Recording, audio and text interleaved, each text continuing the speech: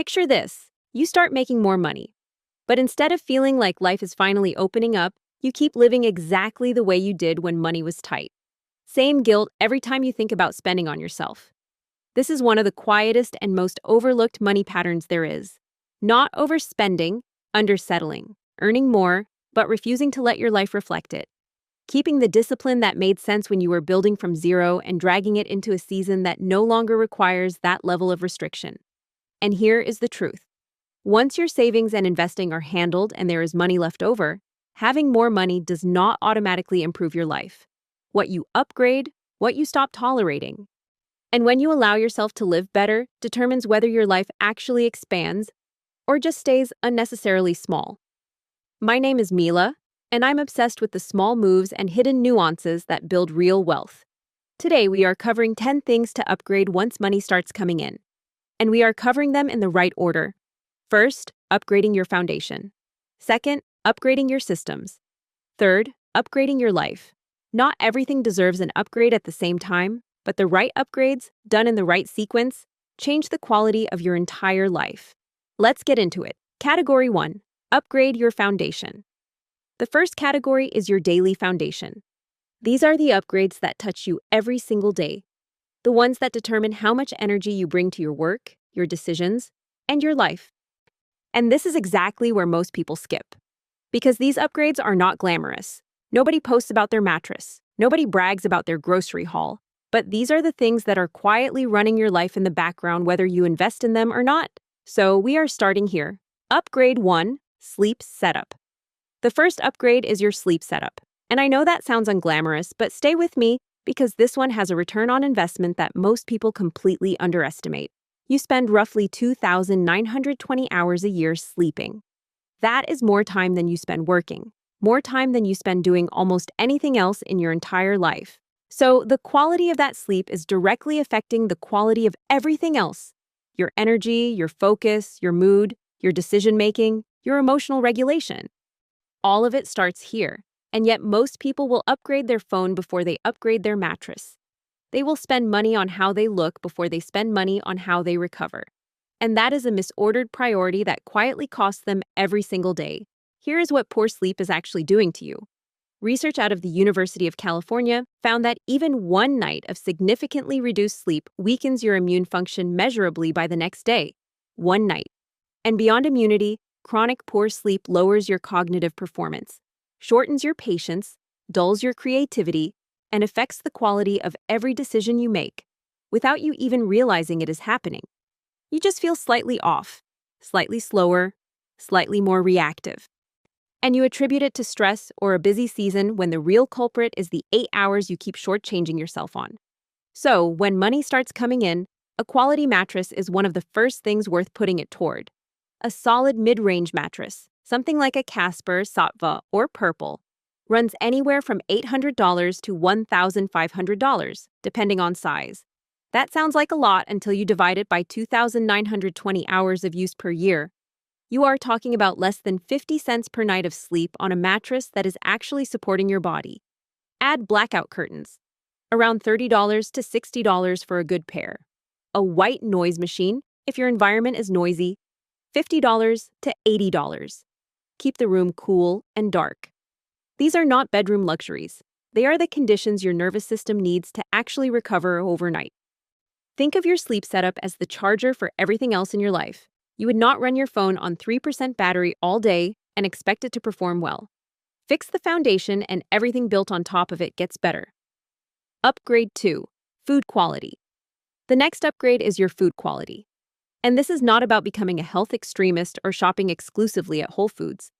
It is about recognizing that what you eat every single day is a direct input into how you feel, how clearly you think, and how consistently you perform. When money is tight, you eat what fits the budget. That is not a flaw. That is rational. But when income improves and you are still defaulting to the cheapest option purely out of habit, you are choosing not to upgrade something that affects you more than almost anything else on this list. Here's the math that reframes this. You eat roughly 1,000 meals a year. 1,000. That is 1,000 moments where what you put into your body is either supporting your output or quietly working against it. Heavily processed, low-quality food creates energy spikes and crashes throughout the day. Brain fog after lunch. That 3 p.m. wall where you can barely string a thought together. Low motivation in the evenings when you still have things you want to do. A significant amount of that is food, and most people have simply normalized it as just how they feel. Higher quality food tends to be more nutrient-dense, more satisfying, and more stable as an energy source throughout the day. In practical terms, this does not have to be dramatic. If you are currently spending $300 a month on groceries, upgrading to $400 or $450 and being more intentional about what goes in the cart is a meaningful shift. Swap the heavily processed snacks for whole food alternatives. Upgrade your protein sources.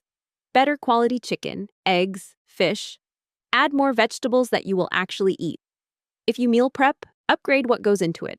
If you eat out regularly, shift even 2 or 3 of those meals a week toward places with cleaner ingredients. The goal is not perfection. The goal is consistency. Because 1,000 meals a year means even a small daily upgrade compounds significantly over time. You are not just buying better groceries. You are buying better energy, better focus, and a body that can actually sustain the pace you are trying to maintain. Upgrade 3. Work environment. The next upgrade is your work environment. And this one is specifically for anyone who works from home, works on a side hustle, runs a business, or does any kind of focused work outside of a traditional office. Because where you work directly affects how well you work. And most people have never stopped to take that seriously. Think about how many hours a year you spend at your desk. If you are working a standard schedule, that is roughly 2,000 hours annually.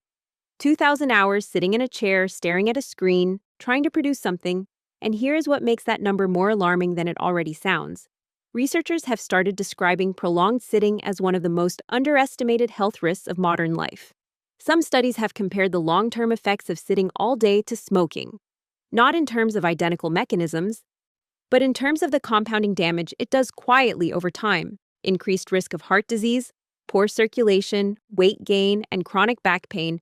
That does not just affect your body, it affects your focus, your mood, and your ability to sustain deep work. So, one of the smartest things you can add to your workspace when money starts coming in is a standing desk. The Cleveland Clinic has noted that alternating between sitting and standing throughout your workday improves energy levels, improves mood, increases productivity and focus, reduces rates of obesity, and helps with circulation and posture. A quality electric standing desk, something like a Flexi Spot or Uplift, runs between $400 and $800. You do not stand all day.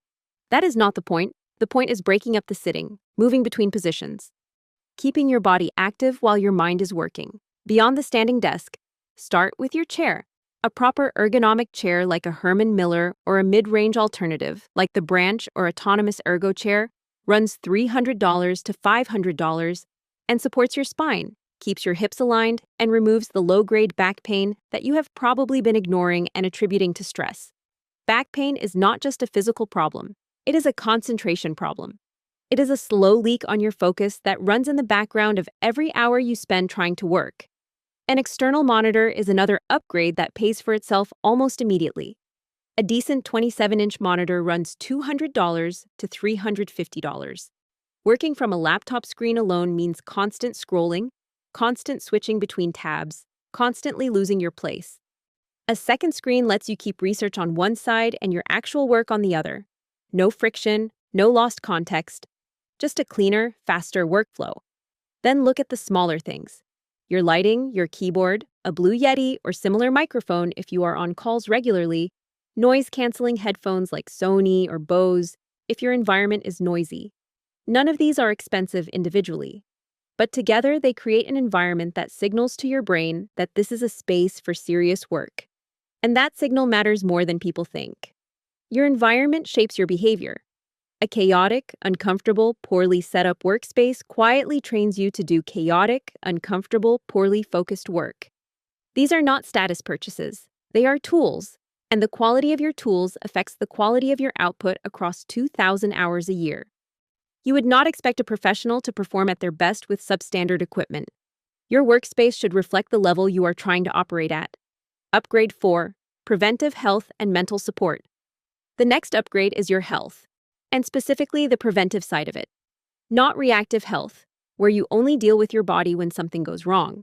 Proactive health, where you invest in staying well before the problem arrives. Because here's the thing about reactive healthcare. It is always more expensive in money, in time, in disruption, and in the energy it pulls away from everything else you're trying to build. Most people treat their health like they treat their car. They ignore the maintenance until something breaks down. No oil changes, no tire checks, no routine servicing, just driving and hoping. And then when something goes wrong, they are shocked by the bill. Your body works exactly the same way. The people who invest in regular checkups, routine blood work, dental cleanings, and early intervention are not being excessive. They are being economical. They are catching small things before they become expensive things. When income improves, this is one of the first areas worth putting money toward. A comprehensive annual physical with blood work can run anywhere from $200 to $500 out of pocket depending on your coverage, but catching something like elevated cholesterol, a vitamin deficiency, or early blood sugar issues at that stage costs a fraction of what treating an advanced condition costs later. Dental care is the same logic. A cleaning and checkup twice a year is roughly $200 to $400. A root canal you needed because you skipped those cleanings for 3 years is $1,500 to $2,000. The math is not complicated. Then there is the mental health side, which deserves its own honest conversation. Therapy is still something people resist spending money on, even when they have it. And the resistance usually sounds like, I am fine, or I do not need it, or I will go when things get really bad. But waiting until things get really bad is the reactive approach all over again. A good therapist at $100 to $200 per session, or significantly less through platforms like BetterHelp or Talkspace, is not crisis management. It is clarity maintenance. It is having a dedicated space to process what is happening, understand your own patterns, and make better decisions because of that understanding. The return on that shows up everywhere. In your relationships, your work, your financial decisions, your ability to handle pressure without unraveling. You are the most important asset in your financial life. Everything you are building depends on you functioning well. Investing in your health is not separate from building wealth. It is one of the foundations of it. Upgrade 5. Fitness access you will actually use. The next upgrade is your fitness, and the key word in that sentence is access. Not intention, not motivation, access. Because most people do not have a fitness problem rooted in laziness. They have a fitness problem rooted in friction. And when you reduce the friction between you and your workout, everything changes. Think about how this plays out in real life. When you join a gym that is 20 minutes away because the membership is $25 a month instead of $60. And it works for the first 2 weeks when motivation is high. But then a busy week hits, or traffic is bad, or you are tired after work, and that 20 minutes suddenly feels like an hour. So you skip. And then you skip again. And before long, the $25 membership is a monthly subscription to guilt and nothing else. The problem was never your discipline. The problem was the distance.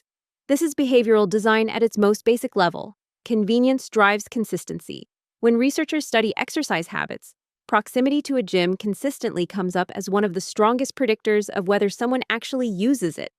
Not the quality of the equipment, not the price of the membership, the distance.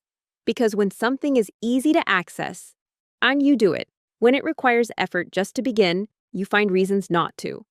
So, when money improves, upgrade your fitness access.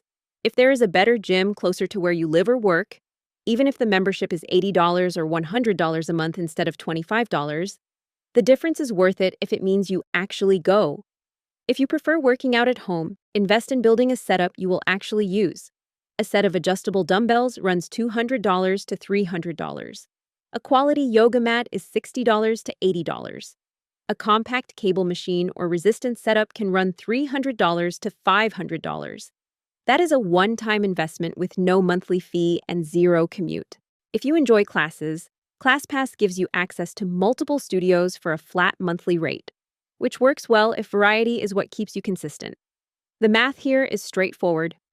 If better access means you work out 3 more times a week, that is over 150 additional workouts a year.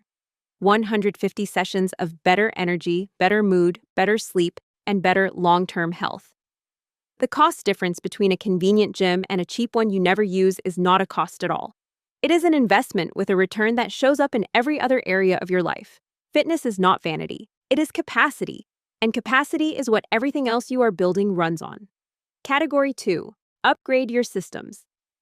The first 5 upgrades were about your foundation, the daily inputs that determine how much energy and focus you bring to your life. This next category is different.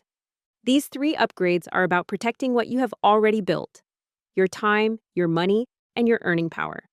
Because making more money is only half the equation. The other half is making sure that money is not leaking out quietly through inefficiency, disorganization, or a ceiling on what you are capable of earning. This is where a lot of high earners quietly lose ground without realizing it.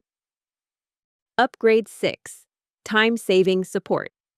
The next upgrade is one of the most powerful and most underused tools available to anyone whose income is growing. And that is buying back your time. Specifically, paying for services that remove low-value tasks from your life so you can spend that time on higher-value things. This sounds simple. Most people still do not do it. Here is the reframe that makes this click. Your time has a dollar value. If you are earning $50,000 a year and working roughly 2,000 hours, your time is worth about $25 an hour. If you are earning $80,000, it is closer to $40 an hour. $100,000 puts you at $50 an hour. So every time you spend 2 hours doing something that someone else could do for $20 or $30, you are not saving money. You are spending the difference between what your time is worth and what you paid, and calling it frugality. Take laundry as a concrete example. A wash and fold service in most cities runs $1.50 to $2.50 per pound. An average load costs roughly $20 to $30. In exchange, you get back 1.5 to 2 hours of your week, every single week. That is 75 to 100 hours a year. If your time is worth $40 an hour, you just bought back $3,000 to $4,000 worth of your own time for the cost of a wash and fold service. That math changes the conversation entirely. The same logic applies to grocery delivery. Most services charge $10 to $15 per delivery, saving you 45 minutes to an hour of shopping. Housekeeping services run $100 to $200 every 2 weeks depending on your space, and return 3 to 4 hours of your weekend. Meal prep services like Factor or HelloFresh run $10 to $15 per meal and eliminate the decision fatigue of figuring out what to eat while keeping your food quality high. The question to ask for every service is simple: how much time does this save me, and what is that time actually worth? If the answer makes the cost look small, it probably is.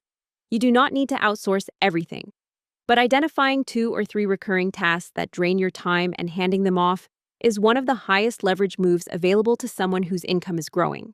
Time is the one resource you cannot make more of. Spend money to protect it. I'll upgrade 7. Financial organization and tax setup. The next upgrade is your financial organization, and specifically, getting a proper accountant or CPA to handle your taxes. This is one of those upgrades that people resist because it feels unnecessary when things seem fine. You have been filing your own taxes. Nothing has gone wrong. The software is cheap and relatively straightforward. Why change it? Here is why.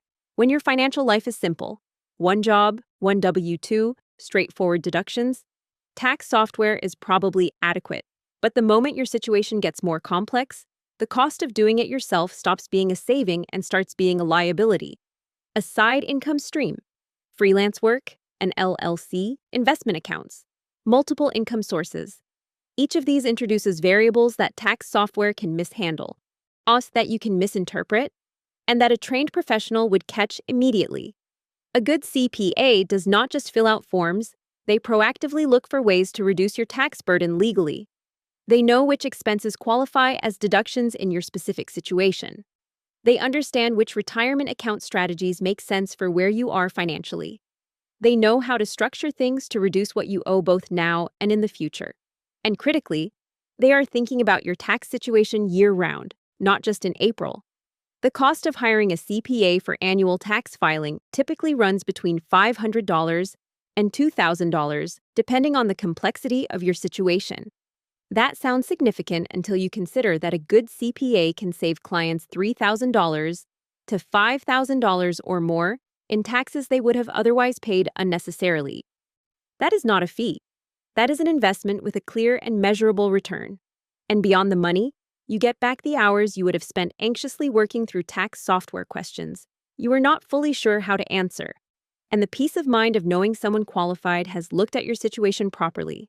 If you are earning upwards of $75,000, freelancing, running a side business, monetizing a creative skill, or starting to invest seriously, your tax situation is already likely more complex than software is designed to handle.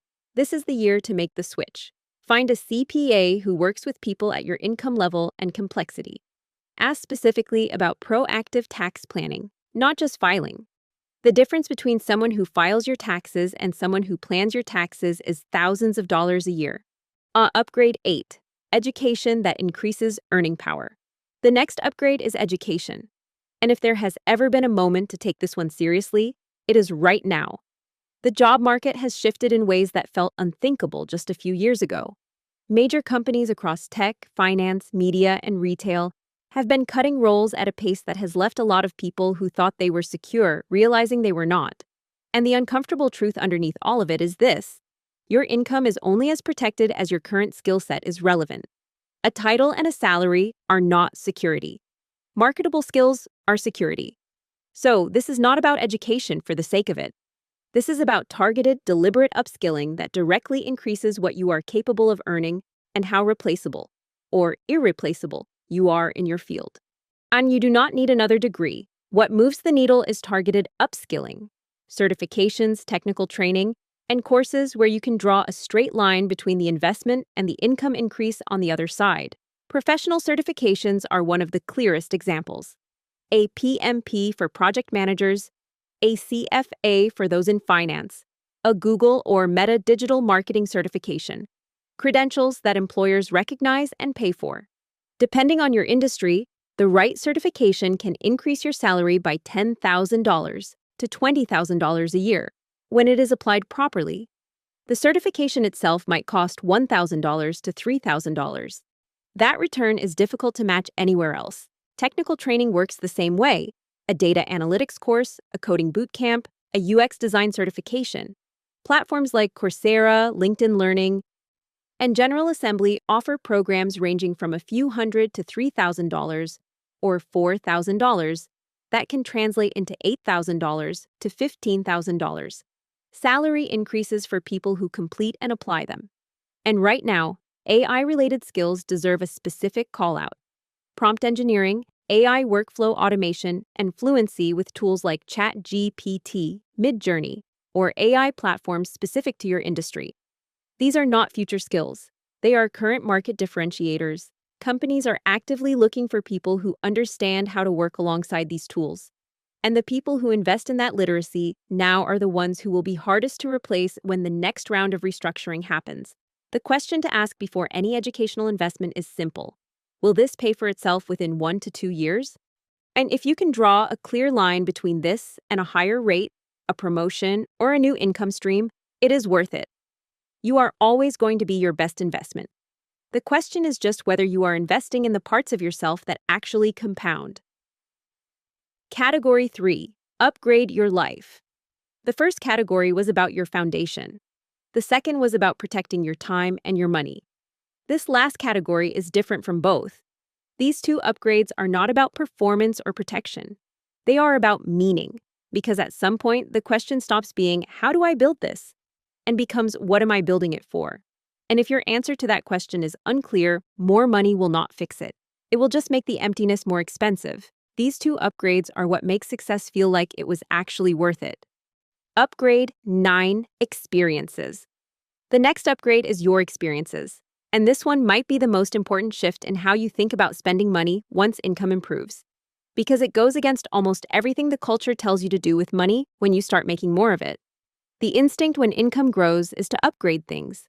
A better apartment, a nicer car, better clothes, things you can point to, things that are visible, things that signal that your life has improved. And there is nothing wrong with enjoying nice things. But the research on what actually makes people feel their money was well spent tells a consistently different story.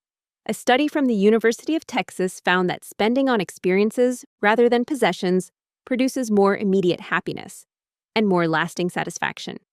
The explanation is straightforward. Possessions are subject to hedonic adaptation. You get used to them. The excitement fades. The new phone becomes just your phone, but experiences live differently in memory. They deepen over time rather than fading. A trip you took 2 years ago with people you love is not just a memory. It is part of how you understand your own life. Think about your own history with this. The things you spent money on that you barely remember versus the moments you still talk about. The dinner, the concert, the weekend away, the course you took in a city you had never been to, the memories that still make you smile when they come up. That is not coincidence. That is how human beings are wired.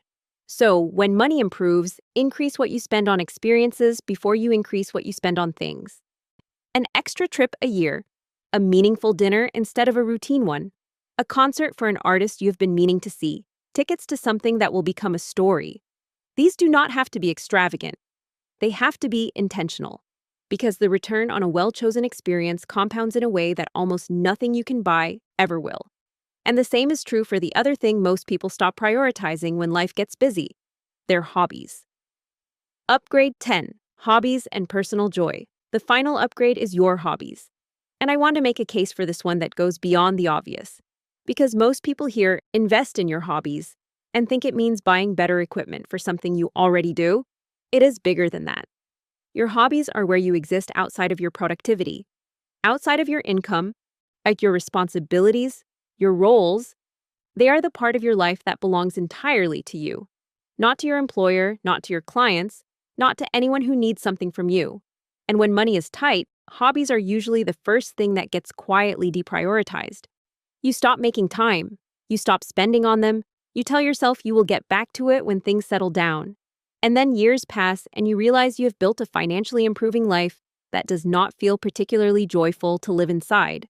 When income grows, reinvesting some of it into the things that bring you genuine joy is not frivolous. It is necessary.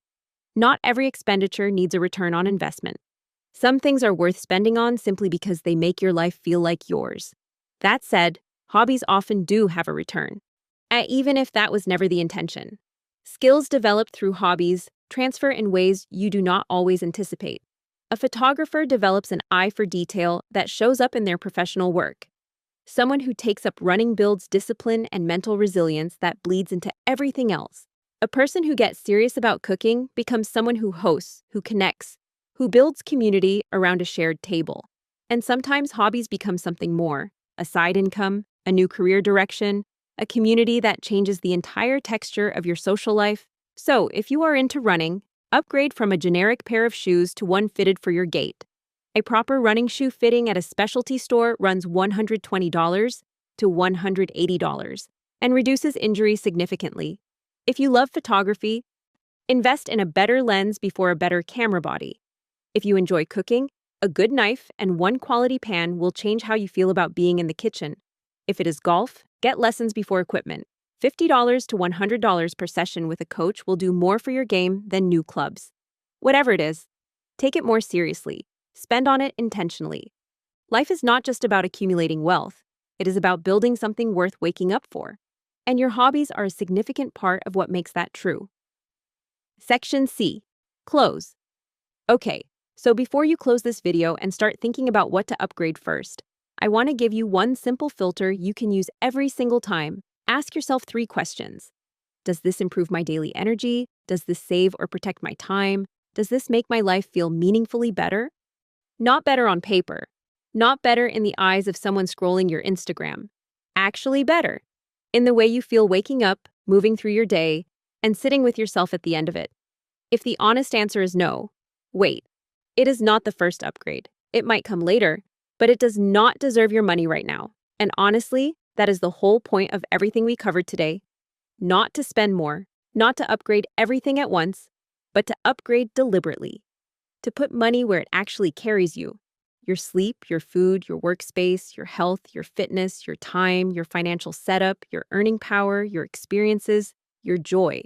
These are the things that quietly determine the quality of everything else. And they are almost never the first things people think to spend on when income improves.